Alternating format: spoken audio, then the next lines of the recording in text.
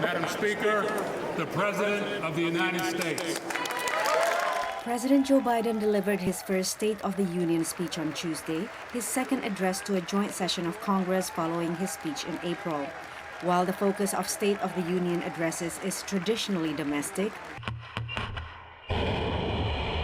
with Russian President Vladimir Putin placing his nuclear forces on a heightened alert following his order to invade Ukraine last week, Biden homed in on Putin's invasion within the first minute of his speech. He thought the West and NATO wouldn't respond. He thought he could divide us at home, in this chamber, in this nation. He thought he could divide us in Europe as well. But Putin was wrong. We are ready. First Lady Jill Biden invited Ukraine's Ambassador Oksana Markarova to join her viewing box, while lawmakers from both parties wore the yellow and blue of the Ukrainian flag as a sign of solidarity. Domestically, Biden's biggest challenge is pulling the country out of the pandemic.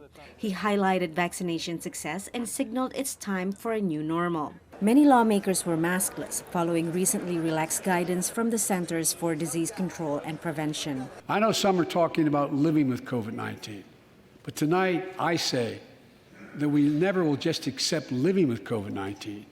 We'll continue to combat the virus as we do other diseases. But pandemic recovery has been hampered by rising inflation, now at 7.5%.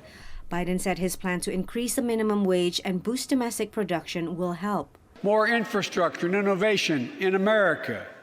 More goods moving faster and cheaper in America. More jobs where you can earn a good living in America. Instead of relying on foreign supply chains, let's make it in America. Delivering the Republican response, a governor best known for rejecting pandemic protocols such as vaccines and mask mandates. She attacked Biden's policies, accusing him of sending the country backwards. Iowa's Governor Kim Reynolds. President Biden and his party have sent us back in time to the late 70s and early 80s, when runaway inflation was hammering families, a violent crime wave was crashing our cities, and the Soviet Army was trying to redraw the world map. A compilation of 5 top polls shows Biden approval currently at only 41%. Better marks will depend on whether he can lead the country out of the pandemic, the Ukrainian crisis, and inflation. Those realities are very important, but all that a president can do in a speech of this sort is show that you're strong, you're dedicated, and you're saying things that people want to hear, and that may help. With Democrats holding a slim majority in both chambers, Biden struck an optimistic tone. The State of the Union is strong because you, the American people, are strong.